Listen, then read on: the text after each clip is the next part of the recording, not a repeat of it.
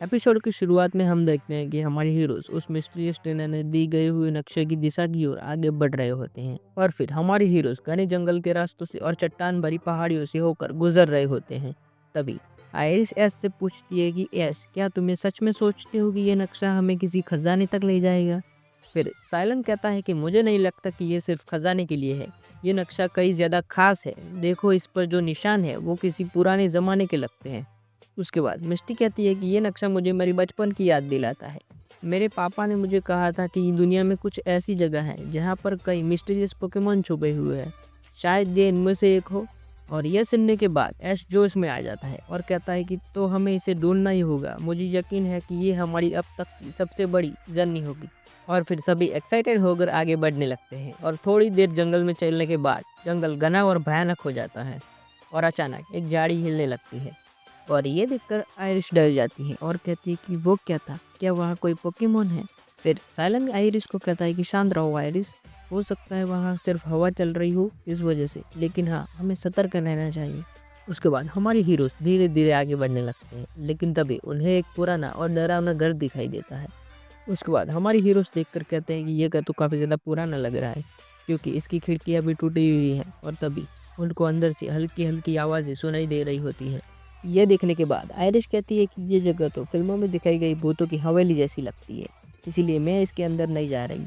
और साइलन आयरिश का मजाक उड़ाते हुए कहता है कि अगर भूतों ने तुम्हें देख लिया तो शायद वो भी खुद भाग जाएंगे। और फिर आयरिश गुस्से में कहती है कि ये मजाक का वक्त नहीं है साइलन।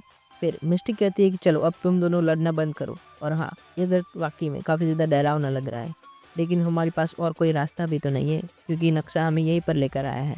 और फिर ऐश कहता है कि डरने की कोई बात नहीं है दोस्तों, हमारे पास हमारी पोकेमॉन्स हैं, तो हम किसी भी खतरे का सामना कर सकते हैं।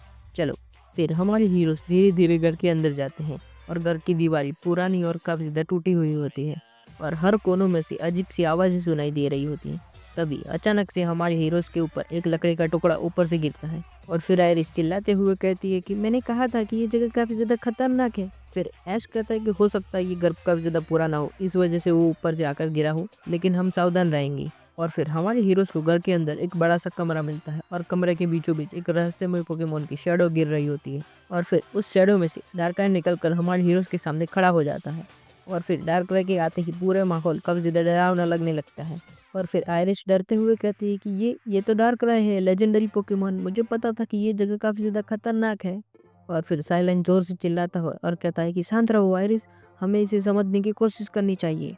और फिर एस डार्कराय से पूछता है कि डार्कराय, हम तुम्हें यहाँ चोट पहुँचाने नहीं आए, तो क्या तुम हमें बता सकते हो कि तुम यहाँ क्या कर रहे हो?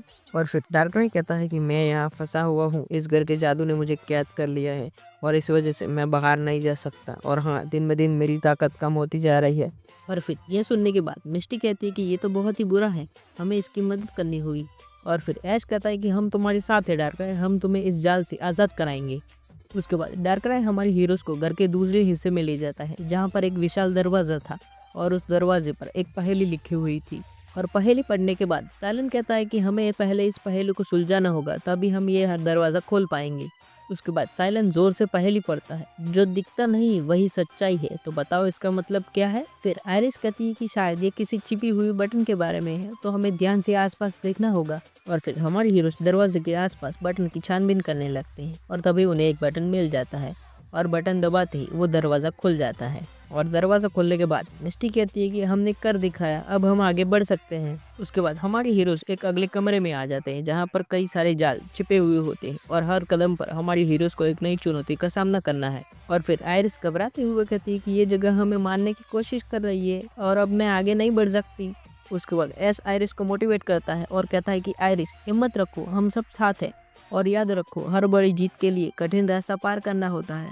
उसके बाद हमारे हीरोज मिलकर उस मुसीबतों का सामना करते हैं और हाँ, डार्कराय भी उनकी मदद करता है आगे बढ़ने के लिए। और फिर हमारे हीरोज आखिरकार एक आखिरी दरवाजे के पास आकर पहुंच ही जाते हैं। लेकिन हाँ, अब इस दरवाजे के पास एक जादुई बैरियर है जो हमारे हीरोज को पार करना है। इसके बाद डार्कराय कहता है कि ये बैरियर बहुत ही मजबूत है और इसे तोड़ने के लिए हमें अपनी मिलकर पूरी ताकत लगानी होगी। और फिर ऐश कहता है कि ठीक है, पिकाचू थंडरबोल्ट का इस्तेमाल करो। उसके बाद डार्कराय भी पिकाचू का साथ देता है और अपने डार्क पल्स का इस्तेमाल करता है। लेकिन फिर भी बैरियर के ऊपर केवल दरार ही पड़ती है, लेकिन बैरियर अभी भी काफी ज्यादा मजबूत था।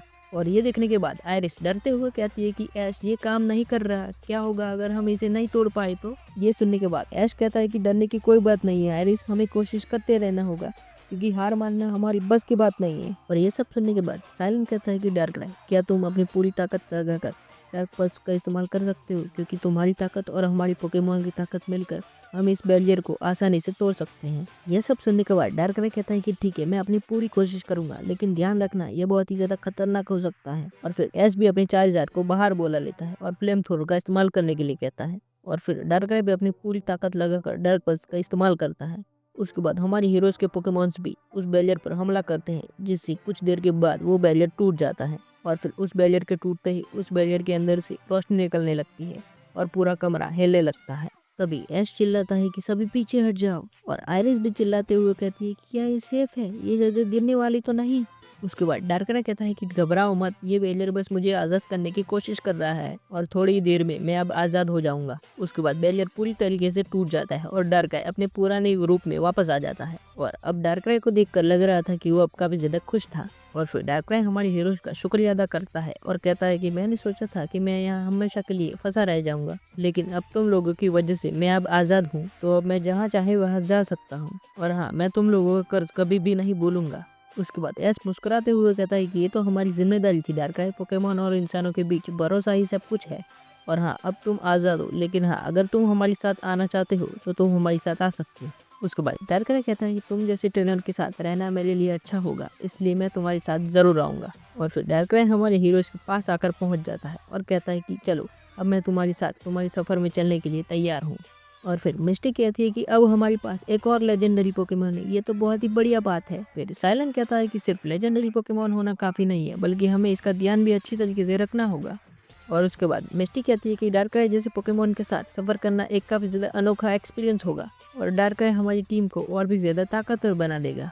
और फिर हमारे हीरोज उस घर को छोड़कर वहाँ से बाहर निकल जाते हैं। और फिर डार्कराय बाहर निकलते ही आसमान की ओर देखता है और फिर डार्कराय कहता है कि अब मेरी ताकत धीरे धीरे वापस आने लगी है। उसके बाद डार्कराय ऐश की ओर देखकर कहता है कि तुम सभी ने मुझ पर भरोसा दिखाया है, लेकिन इसके लिए मैं हमेशा तुम्हारा आभारी रहूँगा। और हाँ ऐश, मैं अब तुम्हारी टीम का हिस्सा बनना चाहता हूँ। और फिर ऐश धीरे से मुस्कुराते हुए कहता है कि हम सब मिलकर और भी ज़्यादा मजबूत बनेंगे और तुम्हारी जैसे साथी के साथ हम किसी भी चुनौती का सामना कर सकते हैं। और फिर हमारे हीरोज अगले शहर की ओर आगे बढ़ने लगते हैं और डार्कराय भी अब उनकी टीम का हिस्सा था। और हमारे हीरोज को भी देखकर लग रहा होता है कि वो काफ़ी ज़्यादा खुश थे। लेकिन तभी हमें दिखाया जाता है कि उस घर के पास एक और रहस्यमय शैडो दिख रही होती है और उसे देखकर ऐसा लग रहा होता है कि कहानी अभी भी ख़त्म नहीं हुई है। तो हाँ, अगला एपिसोड ज़रूर से देखना कि हमारे हीरोज के साथ अगला क्या होने वाला है। तो आज के लिए इतना ही, मिलते हैं अगली वीडियो में, तब तक के लिए गुड बाय।